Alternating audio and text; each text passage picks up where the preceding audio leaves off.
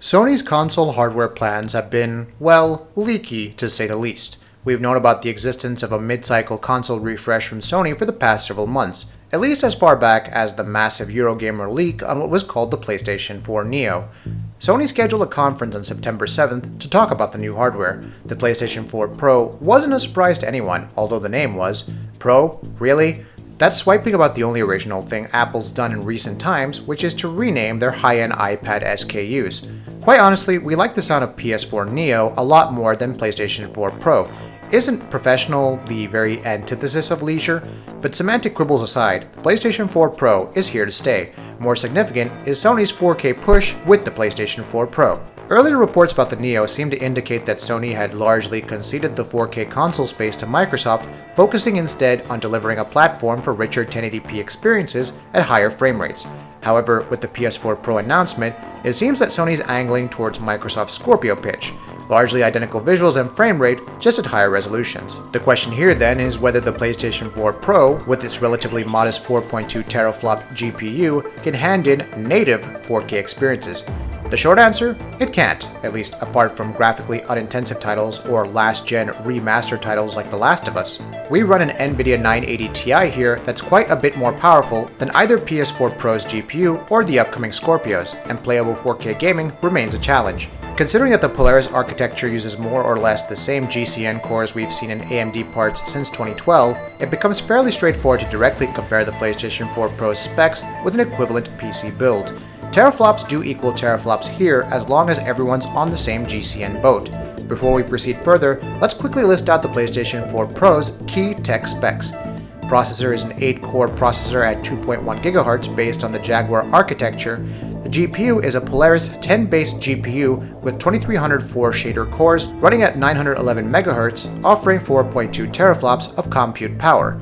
RAM is 8GB of GDDR5 RAM with 216 GB per second of memory bandwidth. While the custom 8-core Jaguar processor doesn't quite have a clear parallel on the PC side of things, we expect performance, with perfect CPU scaling, to roughly double the Athlon 5370, which is a quad-core Jaguar part that operates at 2.2 GHz. In absolute terms, that's a bit more CPU power than a Haswell i3, but considering that current game engines continue to favor high IPC over multiple cores, the PS4 Pro's CPU performance would more likely be in the vicinity of the FX 6300, which substantially bottlenecks PC games at frame rates higher than 30 FPS. While it's debatable as to just how much low-level console optimizations can tilt the scales, CPU bottlenecking in PS4 titles offers ample evidence that the Jaguar-based processor seen here can and will hold back a relatively powerful GPU. With even Core i5 suffering from stark CPU-bound frame rate scaling in games like Fallout 4, we'd need something in the vicinity of a 100 to 150% increase in CPU power for bottlenecking to not be an issue. Considering power and thermal budgets, the only way this could be achieved is by deploying a newer, higher IPC architecture like Zen. As such, Sony's decision to stick with Jaguar has a significant impact on the PlayStation 4 Pro's 4K readiness. Current 60 FPS titles like Call of Duty Black Ops 3 were clearly designed with the console's CPU side limitations in mind. As a result, the 4K treatment in these cases is more a factor of GPU power. In line with Activision's presentation, we expect upscaled, not native, 4K Call of Duty titles to hit 60 FPS on the PlayStation 4 Pro. We'll talk more about upscaling in the GPU section next. As for lighter titles like Overwatch, a native 4K 60 experience isn't outside the realm of possibility. When it comes to more intensive titles, the kind that hit 1080p and 900p at 30 FPS on the PS4, the impact of CPU bottlenecking is less straightforward. The PS4 Pro's GPU is fairly powerful, but with even the Pascal Titan X struggling to deliver a 4K 60 FPS experience with all the bells and whistles, most PS4 Pro titles will likely continue to run at 30 FPS. Even in CPU-bound scenarios, this isn't a particularly target to reach. Ironically, where CPU bottlenecking may have prevented a game from exceeding its 30 FPS cap at 1080p resolution, GPU bottlenecking could very well enforce that cap when the Pro runs at higher resolutions. Because the PS4 Pro's GPU isn't quite powerful enough to hand in 4K 60 FPS experiences, a locked 30 FPS update would ameliorate the CPU bottlenecking issue. CPU bottlenecking generally causes minimum frame rates to plummet in CPU-bound scenarios, such as the Corvega assembly plant in Fallout 4, where the PS4 hands in a sub-30 FPS update. As the Xbox One S, which featured a modestly upgraded GPU with no CPU increment, went to show, a faster GPU isn't going to do much for you in CPU-bound scenarios. As far as CPU bottlenecking is concerned, we believe that PS4 Pro will hand in broadly the same kind of experience as the PS4 with 30 FPS titles. The PS4 Pro's GPU upgrade is the single most significant aspect. Based on the Polaris 10 GPU, the very same as the one powering the RX 480, the PS4 Pro's GPU is more than twice as fast as its PS4 counterpart. The question of whether or not the PS4 Pro can do 4K gaming rests squarely on its GPU power. Because AMD carries forward its years-old GCN architecture with Polaris, it becomes possible to do an apples-to-apples comparison of the PS4's GPU to equivalent PC hardware. Unfortunately, conservative power budgeting means that the RX 480 isn't the reference point here. The PS4 Pro runs its GPU at a much more conservative 911 MHz as compared to the 1266 MHz boost clock for the reference RX 480. As a result, we're looking at 30% lower performance, and at 4.2 teraflops, that makes it just a hair faster than the 3.97 teraflop R9 380X. Now, the 380X remains a fair option for 1080p gaming. Drop down to console equivalent settings and you'll be chasing 1080p 60 FPS in many cases. AMD also promotes the card as an entry-level option for 1440p gaming. In reality, this means toning down settings and making do with the 30 FPS lock. But in no way is the 380X a suitable card for 4K gaming in anything apart from the less intensive titles. So the 380X is a great performer at 1080p and hands in a solid experience at 1440p. This puts it right in line with what we could expect of the PS4 Pro's performance profile. But then why would Sony be targeting 4K gaming at all? This is where Sony's innovative checkerboard upscaling technique comes into play. We've seen the use of temporal reconstruction techniques in multiplats in the past, notably in Rainbow Six Siege and Quantum Break. Essentially, what's being done here is that a lower resolution frame buffer is used at 1280 by 720 in the case of Quantum Break on the Xbox One. Frame data from multiple frames is extrapolated to increase perceived detail, and hardware AA is deployed to take care of aliasing. While the end result is noticeably softer than a native 1080p presentation, it offers objectively better image quality than a straight-up upscale. With the PlayStation 4 Pro, developers will make use of the 2x2 checkerboard technique, which obtains a 4x4 grid of pixels from a 2x2 grid of rendered pixels. In order to output 4K, 2x2 checkerboard will utilize a 2688 by 1512 frame buffer, just a hair more than 1440p, which is the 30 FPS sweet spot for the PS4 Pro's graphics component. The folks over at Digital Foundry spent some quality time with the PlayStation 4 Pro, specifically with a build of Horizon Zero Dawn operating at an upscaled 4K. One thing that piqued our interest was how Richard Leadbetter described the subjective image quality. While it was a definite step up from 1080p, it was softer than the native 4K presentation that a high-end PC can output. This brings us to an interesting point, something we've noticed personally having fiddled with upscaling quite a bit to get a suitably playable experience on our 4K TV. The first point here is that upscaling quality has a lot to do with the quality of the upscaler. We have a budget 4K set, a 55-incher from View. The TV's built-in upscaler produces horrifying results when upscaling 1080p content. 1080p games upscaled to 4K look worse than SD quality video footage.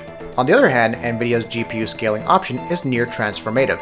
1080p output in games like Dark Souls 3 looks a little softer than native 4K, with a bit more aliasing to deal with, but that's about it. And 1440p upscaled to 4K looks even better, to the point that we'd have likely used the option for every game if it weren't for the annoying fact that our TV only supports 60Hz output at 1080p and 4K, but not in between. Our experience with seems to indicate that even plain old upscaling, none of that fancy checkerboard stuff, offers noticeably better image quality on a 4K panel when upscaling from 1440p. At the end of the day, irrespective of the post-process tricks you may or may not use, less pixel data means less pixel data. While we've yet to see the PS4 Pro's reconstruction technique in action, we'll not be setting our expectations too high at this point, considering the results we've already gotten used to seeing with standard upscaling from a 1440p source to 4K. What's important to note here, though, is that developers have been given quite a bit of leeway in terms of what they wish to accomplish in terms of resolution frame rate on the PS4 Pro. The only hard requirement is that games need to be running at least 1080p. While a lot of 4K and upscale titles were showcased at the September 7th event and later, the fact remains that the vast majority of people still have 1080p monitors and TVs meaning that this is also where much of Sony's market is. What does this extra GPU power mean for people gaming at 1080p? Higher quality geometry, longer view distances, and more advanced visual techniques like contact hardening shadows could make the Pro a viable option for people without 4K TVs. But again, it's up to developers to decide whether or not to deploy these additional features. The most likely scenario we see here is that PS4 Pro owners at 1080p will benefit from downsampling, which is running at higher than native resolutions and then scaling back down to comprehensively tackle aliasing. Just how much of a discernible impact this will make remains to be seen. Unlike MSAA, downsampling handles aliasing on everything. That includes transparencies like fences and hair. Don't you just hate Jaggies and characters' hair? The trouble though is that downsampling is substantially more expensive to implement than MSAA. After all, it literally involves running your game at a significantly higher resolution. As a result, while anti-aliasing coverage might be greater with downsampling, the actual anti-aliasing effect will be less pronounced since PS4 Pro titles will most likely downsample from 2x the resolution. The actual anti-aliasing effect will be less pronounced since PS4 Pro titles will most likely downsample from twice the resolution, a little higher than 1440p compared to 4x MSAA, combined with post-process anti-aliasing. Deferred renderers tend to not play nice with MSAA, but that's another thing entirely. In any case, PS4 owners at 1080p might end up with the frame rate and visuals, but just marginally better image quality. NVIDIA DSR, Dynamic Super Resolution, and AMD VSR, Virtual Super Resolution, can give us a good idea of the potential image quality gains when downsampling on the PS4 Pro.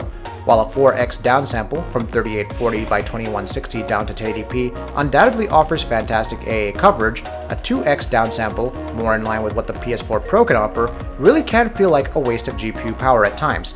Much of your aliasing is still there, and the only real noticeable side effect is a reduced frame rate. The big question though is where will all this position the PS4 Pro in terms of the Xbox One S and the Xbox Scorpio. The PS4 Pro has a substantial head start over the Scorpio. It'll be in the market for several months before the Scorpio launches, giving Sony a tremendous early mover advantage. Pricing is also on its side, considering that the Pro debuts at the same competitive $399 price point that we saw the original PS4 launch at. Considering the kind of hardware the Scorpio is set to pack, we find it hard to see Microsoft pricing its console any lower than this, with $450 or $499 being more likely price points. The Pro is also dangerously close to the Xbox One S's $350 retail price, making that particular console even more irrelevant. The PS4 continues to sell like hotcakes, and if the market accepts the Pro as just another PS4 SKU and not a separate console, we expect much of that momentum to rub off on the Pro. This should make itself evident in pre-order figures for the Pro. We'll update you here about that once we hear more, but again, the PS4 Pro's 4K focus might just be its downfall. Most people still game at 1080p, and considering Sony's commitment to ensuring that the PS4 and the Pro both retain gameplay parity, a lot of people might not see the need to shell out an extra $100 for what would be a largely identical experience. This policy might change later in the PS4's lifecycle, but as of now, the PS4 Pro simply doesn't offer that much value for 1080p gamers, especially considering that a software update will enable standard PS4s to support HDR as well. What remains to be seen is the kind of impact the Pro can make before the Xbox Scorpio hits the market. What's your take on the PS4 Pro? Let us know. Like this video? Why not give us a like and subscribe? We try and upload amazing videos almost every single day. Thank you for watching this video, and we'll see you on the next one.